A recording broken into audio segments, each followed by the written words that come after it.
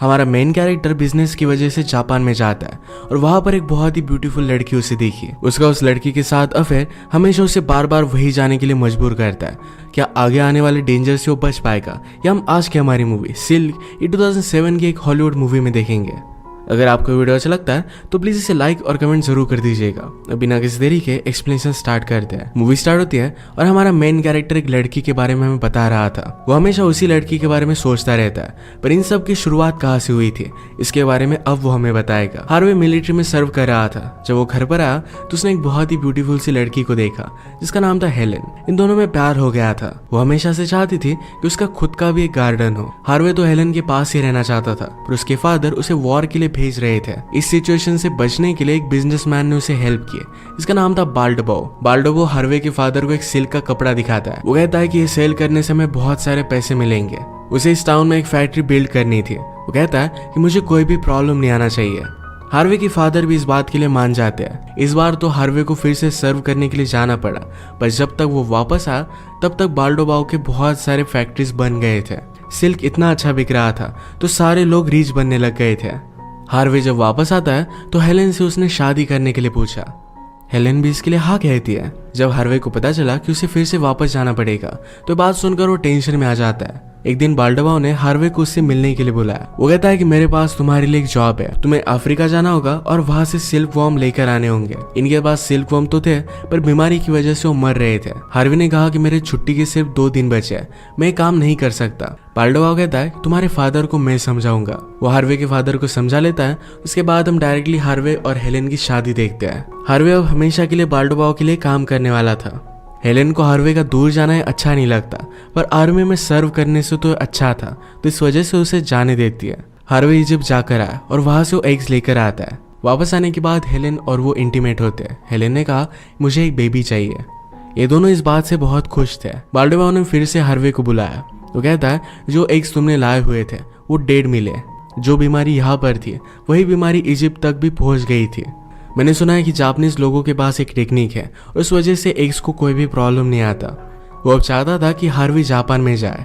Japan में जाने के लिए उनके पास पूरा मैप भी नहीं था और ये बहुत ही डेंजरस भी होगा। हार्वे के फादर को मनाना मुश्किल था, पर बाल्डोबाओ उन्हें सब कुछ समझा ही देता है कि वहाँ का सिल्क एक बहुत ही अच्छी क्वालिटी का होगा। रात में हार्वे हेलेन से बात करता है। उसने कहा कि मैं तुम्हें छोड़कर नहीं जा सकता। हेलेन कहती कि मैं तुम्हारी प्रोग्रेस को रोकना नहीं चाहती। अगर इससे सबका फायदा होगा तुम्हें जाना चाहिए। उसकी परमिशन लेकर फिर हार्वे निकल पड़ता है। वो रशिया से होकर स्लोली अलग अलग प्लेसेस घूमकर जापान तक पहुंच जाता है। जापान में बाल्डोबाओ के एक आदमी से वो मिला। सिल्क वॉर्म बेचने वाले मर्चेंट से वो बात करता है। उन्होंने उसे एग्स दिखाए, पर हार्वे समझ गया कि एग्स फेक है। उन्हें रियल गोल्ड की जगह फेक गोल्ड दे देता है। इसके बाद अगले दिन वो उसे एक दूसरे आदमी के पास लेकर जाते हैं। वो जब उसका वेट कर रहा था तो हार्वे ने एक बहुत ही ब्यूटीफुल सी जापानीज लड़की को देखा। उसे देखता ही रह जाता है। वो उसके लिए टी बना रही थी जो बहुत ही मेस्मराइजिंग था। थोड़ी देर में वो आदमी जिसका नाम है हारा ये उसे मिलने के लिए आता है। हार्वे कहता है कि मैं एक मर्चेंट हूँ। हारा कहता है ये तो तुम्हारा काम है, पर तुम एक्चुअल में कौन हो? हार्वे ने अपने बारे में सब कुछ बताया, पर वो कहता है इनमें से मैं कुछ भी नहीं हूँ। वो अपने आप को कुछ भी नहीं समझता। हारा इससे इम्प्रेस्ड हो गया। उसे कहता है हमें पता है कि तुमने फेक गोल्ड हमें दिया था। हार्वे ने कहा कि वो एग्स भी फेक थे। जब तुम मुझे एक्चुअल एग दोगे और इसके बाद मैं जापान से बाहर निकलूंगा, उसी के बाद मैं तुम्हें सारे पैसे दे दूंगा। ये मेरा वादा है। ये जब बात चल रही थी तो लड़की हारा के पास आकर सो गई। इनकी ट्रांजैक्शन सक्सेसफुल होने के बाद हार्वे फिर से वापस आ जाता है। एग्स बहुत ही अच्छे थे और बाल्डोबाओ इससे बहुत ही खुश हो गया था। हेलेन और हार्वे भी बहुत खुश थे। अगले दिन हार्वे हेलेन को एक जगह पर लेकर जाता है। कहता है ये तुम्हारी गार्डन है, ये जो घर देख रही हो अब हम यहीं पर रहेंगे। मेरी ट्रिप बहुत ही सक्सेसफुल थी और बाल्डोबाओ ने मुझे बहुत सारे पैसे दे दिए हैं। इस सब से हेलेन भी बहुत खुश हो गई। अपनी नई लाइफ स्टार्ट करने के लिए दोनों रेडी थे। अब बहुत दिन हो चुके थे, पर हेलेन प्रेग्नेंट हो नहीं रही थी। हेलेन की एक फ्रेंड को बेटा हुआ था और अब वो बड़ा भी होने लग गया था। ये घर हेलेन के लिए बहुत ही बड़ा था, तो हेलेन कहती है मैं मेरी फ्रेंड को यहाँ पर काम पर लगा सकती हूँ, यानी कि उसके बेटे के साथ वो और भी ज़रा टाइम स्पेंड कर सके। हार्वी को भी ये आइडिया अच्छा लगता है। हेलेन खुद एक टीचर थी, उस वजह से उसे छोटे बच्चे बहुत अच्छे लगते थे। थोड़ा टाइम गुजर जाता है और एक दिन बाल्डोबाओ फिर से हार्वे से मिलने के लिए आया। उसे कहता है अब इस बार का डिसीजन ज़रा टफ होगा। जापान में हालत खराब हो चुकी है और वहाँ पर जाना सेफ नहीं होगा। पर ये डिसीजन तुम्हें लेना है। हार्वे जाने के लिए मान जाता है क्योंकि उसे फिर से उस जापानीज लड़की को देखना था। इस बार जब वो जापान गया तो लोग उसे पहचानते थे तो ज्यादा तकलीफ उसे नहीं होती। वो एक विलेज पहुंचा जहां पर हारा को आने के लिए जरा टाइम था। तो 2-3 दिनों में हार्वे उस लड़की को ढूंढने की बहुत कोशिश करता है। एक छोटे से लड़के से उसने हेल्प भी ली थी। हारा के आने के बाद इनकी डील होती है। रात में हार्वे जब नहा रहा था तो लड़की पीछे से उसके पास आके वो अपने हाथों से उसे नहला देती है। एक चिट्ठी उसके हाथ में देकर वहां से वो चली गई। रात में हार्वे से मिलने के लिए एक आदमी आता है जो एक डच मर्चेंट था। वो जापानी समझ सकता था तो हार्वे को गाइड करेगा। उसने कहा कि तुम हारा को इतने अच्छे पैसे दे रहे हो, इसी वजह से वो तुम्हारी खातिरदारी कर रहा है। ये सब कुछ सिर्फ एक बिजनेस है। डिनर के वक्त सब लोगों की मीटिंग चल रही थी। जापान पर हमला होने वाला था तो इसी के बारे में वो बात कर रहे थे। डच मर्चेंट ने हार्वे से कहा जल्दी से तुम्हारी ट्रेड कंप्लीट कर यहाँ से चले जाओ वरना हालात बहुत खराब हो जाएंगे। डिनर के वक्त भी वो लड़की और हार्वे एक दूसरे को ही देख रहे थे। हार्वे यहाँ से भाग सकता है तो हारा ने उसे यही रोकने के लिए उसके पास एक लड़की भेजी। हारा जिस लड़की से प्यार करता है वही लड़की उस दूसरी लड़की को लेकर आई थी। उन दोनों का हाथ एक दूसरे के हाथों में दे देती है और बाहर ही रुकी। वो लड़की हार्वे के साथ इंटीमेट होने लग गई। ये सब रियलाइज कर बाहर वो बहुत रोती है। उस रात के बाद हार्वे ने सुबह उसे ढूंढने की कोशिश की। वो लेक में उसे नहाते हुए देखता है। उस दिन के बाद वो हार्वे को कहीं भी नहीं दिखी। डच मर्चेंट ने हार्वे को डेंजर के बारे में बताया हुआ था तो इस वजह से हारा उसे मार देता है। मर्चेंट का टूटा हुआ चश्मा हार्वे को मिला। इसके बाद वो जल्दी से यहाँ से चला जाता है। जापान में जो भी हुआ इसके बाद हार्वे पूरी तरीके से टूट चुका था। वो सब कुछ चीजें हेलेन को बताना चाहता था पर कभी भी बोल नहीं पाता। ये प्रेग्नेंट हो नहीं रहे थे तो हेलेन इस वजह से सैड रहने लग गई। एक दिन हार्वे ने उस लड़की के बारे में हेलेन को बताया। उसने कहा कि वो लड़की जापानीज नहीं थी तो एक्चुअल में चाइनीज थी। एक दिन टी बनाते हुए उससे कुछ एक्सीडेंट हुआ और इसी वजह से उसे पता चला कि वर्म से सिल्क भी बन सकता है। हेलेन समझ गई थी कि हार्वे अब उसी लड़की से प्यार करता है। उस लड़की ने हार्वे को जो नोट दिया था ये वो पढ़ना चाहता था तो इसे लेकर वो बाल्डोबाओ के पास आया। उसने कहा कि तुम किसी ना किसी को तो जानते ही होंगे। बाल्डोबाओ कहता है कि एक मैडम है जो एक ब्रॉथल चलाती है, उसका नाम है ब्लांच। उसके पास जाकर ये तुम रीड कर सकते हो। उसे रीड करके बता दिए और इसमें लिखा था कि जल्दी वापस आ जाओ वरना मैं तुम्हारे बिना मर जाऊंगी। वो लड़की भी हार्वे से बहुत प्यार करती थी। ब्लांच उसे कहती कि तुम्हें उस लड़की के बारे में भूल जाना चाहिए, तुम्हें पता है कि वो नहीं मरेगी। हार्वे इन सब बातों को सुनने वाला नहीं था। वो फिर से बाल्डोबाओ के पास गया और कहता है कि मैं फिर से जापान जाना चाहता हूँ। बाल्डोबाओ ने कहा कि अब हमारे पास एक आदमी है जिसे पता होता है कौन से एक अच्छे है और कौन से एक बुरे हैं। हम पास की कंट्री से भी एग्स ला सकते हैं और हमारे बिजनेस को कोई भी प्रॉब्लम नहीं होगा। हार्वे ने कहा कि कुछ भी हो मैं फिर से जापान जाना ही चाहता हूँ। अगर तुम्हें नहीं तो किसी और को मैं एक सेल कर दूंगा, प्लीज मेरी हेल्प करो। इस बार जापान में वॉर बहुत ज्यादा बढ़ चुकी थी। वहां पर जाना खुदकुशी के बराबर था। हार्वे के फादर मान नहीं रहे थे पर फिर से एक बार बाल्डोबाओ ने उन्हें समझा दिया। हेलेन की बात भी हार्वे मानता है नहीं तो हेलेन बाल्डोबाओ के पास आई। उसे पूछती है क्या हार्वे को हम रोक सकते हैं या कुछ ना कुछ तो वे होगा ही। बाल्डोबाओ कहता है कि उसने ठान लिया है, अब हम उसे नहीं रोक सकते। वो जब फिर से जापानीज विलेज में गया तो पूरी तरीके से जल चुका था। हार्वे एक लड़के को जानता था तो उसने उसे फिर से ढूंढ लिया।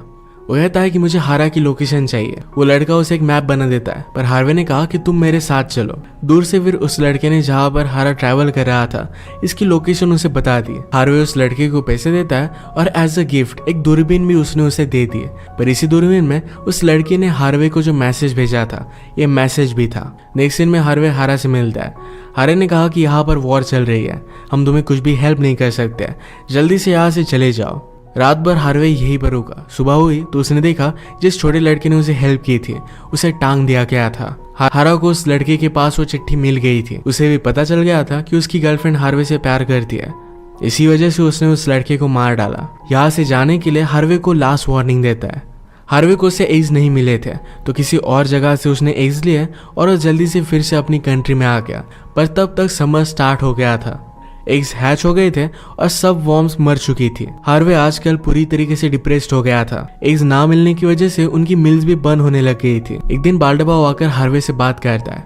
कहता है कि तुम्हारे साथ जापान में जो भी हुआ इसके बारे में तुम्हें किसी न किसी से तो बात करनी चाहिए। हार्वे ने कहा कि ये जरूरी नहीं है, मैंने एग्स नहीं लाए और इस वजह से अब हमारे पास पैसे भी नहीं है। विंटर में हम स्टार्व करेंगे। हमें कुछ ना कुछ तो करना चाहिए। बाल्डो के पास कुछ भी आइडिया नहीं था, तो हार्वे कहता है इस गार्डन में हम प्लांटिंग करेंगे, इससे हमारे पास फूड होगा और सब लोगों को काम मिलेगा। इनका विंटर बहुत अच्छे से गुजर गया। एक दिन हार्वे को जापान से एक चिट्ठी आती है। ये चिट्ठी लेकर वो फिर से ब्लांच के पास पहुंचा। ब्लांच उससे कहती है मैंने तुमसे कहा था कि फिर से उस लड़की के बारे में सोचना मत, ये लास्ट टाइम मैं तुम्हारे लिए ट्रांसलेट कर दूंगी। इस चिट्ठी में लिखा था कि वो लड़की और हार्वे अगर एक दूसरे के साथ इंटीमेट होते हैं तो ये कैसा होता। इसे डिस्क्राइब करने के बाद वो लड़की लिखती है ये जो हमारे पास मूवमेंट है, यही मूवमेंट इंपॉर्टेंट था। हम कितना भी एक दूसरे के पास रहे पर फिर भी इनफ नहीं होगा। इसे हमारी लास्ट मुलाकात समझकर हमेशा मुझे भूल जाओ। इसके बाद थोड़ा टाइम गुजर जाता है। फ्रांस और जापान के बीच में एक ट्रीटी हुई थी और इस वजह से वो इम्पोर्ट एक्सपोर्ट कर सकते थे। हार्वे फिर से कभी भी उस लड़की से मिलने के लिए नहीं गया। साल बीतते गए पर हेलन प्रेग्नेंट नहीं हुई। उसे छोटे बच्चे बहुत पसंद थे। अपने फ्रेंड के बेटे को ही अपना बेटा वो मानती है। अपनी रियलिटी को उन्होंने एक्सेप्ट कर लिया था। हार्वे को लगता है कि अब सब कुछ ठीक हो चुका है, पर उनकी खुशी ज्यादा टाइम तक नहीं चली। एक दिन हेलन अचानक से चक्कर आकर नीचे गिर जाती है। उन्होंने बहुत सारे डॉक्टर्स को दिखाया पर उसकी बीमारी बढ़ती जा रही थी। एक दिन हेलन अपने फ्रेंड के बेटे से बात करती है। कहती है मेरे जाने के बाद हार्वे बहुत ही अकेला हो जाएगा, उसका तुम ख्याल रख। हेलन हार्वे से कहती है जब तुमने फर्स्ट टाइम मुझे लैंड दिखाई थी तो कहा था कि हम दोनों यहीं पर ओल्ड होंगे, अब ये पॉसिबल नहीं हो पाएगा। इस बात से वो बहुत रोते हैं। हेलन की फिर डेथ हो गई थी। बाल्डेबाउ हमेशा एक ही हाथ से गेम खेलता था। एक स्पेसिफिक शॉट था जो वो लेना चाहता था। फाइनली वो लेने में वो सक्सीड हो गया। उसने डिसाइड किया था कि जिस दिन वो सक्सीड होगा उस दिन वो सब कुछ छोड़कर हमेशा के लिए चला जाएगा और वो एक्चुअल में हार्वे से अलविदा लेकर वहां से चला जाता है। हार्वे फिर से ब्लांच से मिलने के लिए आया और उसे पता चलता है ब्लांच अब पेरिस में है। पेरिस में जाकर हर जगह पर उसने उसे ढूंढा। फाइनली उसे मिल गई। उसे पूछता है क्या वो लेटर तुमने लिखा था। ब्लांच कहती को लेटर मैंने नहीं तो हेलेन ने लिखा था। जब वो सब कुछ चीजें मुझे बता रही थी तो उसकी आंखों में आंसू थे। उसका आवाज में कभी भी भूल नहीं सकती। हमेशा तुम उस दूसरी लड़की से प्यार करते रहे, पर हेलेन चाहती थी कि हमेशा के लिए तुम उससे प्यार करो। हार्वे बहुत पछता है। कहता है एक्चुअल प्यार तो मैंने हेलेन से किया था। अपने हर सफर में वो हेलेन को याद करता रहता था। हेलेन के फ्रेंड का लड़का हमेशा हार्वे से बात करता है, उसे अकेला महसूस होने नहीं देता। ये जो सारी स्टोरी थी ये हार्वे ने उसे ही बताई थी। मरने से पहले हेलेन ने हार्वे को एक लेटर लिखा था जिसमें लिखा था हमने जो मोमेंट्स एक साथ बिताए ये हमारे लिए इनफ थे। मैं हमेशा तुम्हारे पास ही रहूंगी, तुम हमेशा मुझे महसूस करते रहोगे। फाइनली हार्वे उस जापान के लेक में हेलेन को इमेजिन करता है। उसने फिर से उसे प्यार तो किया पर शायद बहुत ही लेट हो चुका था। इसी के साथ ये मूवी एंड हो जाती है। ये मूवी हमें बता कर जाती है कि गलत डिसीजन की वजह से रिग्रेट कैसे होते हैं। अगर आपको एक्सप्लेनेशन अच्छा लगा तो प्लीज़ इसे लाइक और कमेंट ज़रूर कर दीजिएगा। मैं बहुत सारी मूवीज़ लेकर आते रहता हूँ, तो प्लीज़ इस चैनल को सब्सक्राइब कर दीजिए और बेल नोटिफिकेशन आइकॉन दबाना मत भूलिएगा। हम फिर से मिलेंगे और एक नई मूवी के साथ। तब तक के लिए थैंक यू और आप अपने आप का ख्याल रखिए।